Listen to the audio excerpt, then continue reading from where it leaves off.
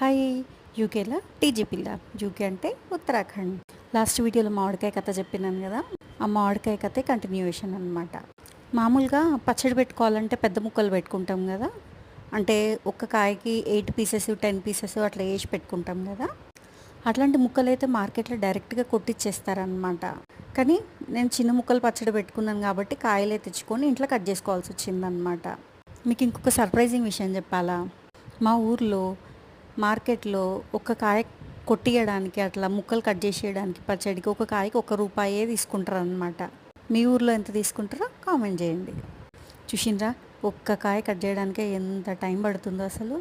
అందుకే ముందు రోజే ఇంట్లో ఉన్న వాళ్ళందరికీ చెప్పిన, కొంచెం హెల్ప్ కావాలి రేపు పొద్దున అన్నానంటే సరేనే నేనున్నాము మేము చూసుకుంటాము అని చెప్పేసి మా ఆయన పిల్లలు అందరూ చెప్పిండ్రు అనమాట హెల్ప్ చేస్తామని. కానీ టైంకి అందరు హ్యాండ్ ఇచ్చారు, నేను ఒక్కదాన్నే వేసుకోవాల్సి వచ్చింది.